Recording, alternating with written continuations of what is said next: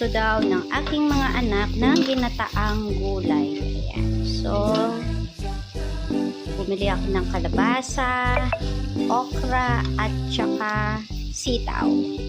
Ayaw nila ng may talong. Tapos, ang nakalagay dito ay sibuyas, bawang, 1/4 kilo na baboy, at saka kalabasa. Ayan. So, sutay-sutay lang hanggang lumambot yung kalabasa.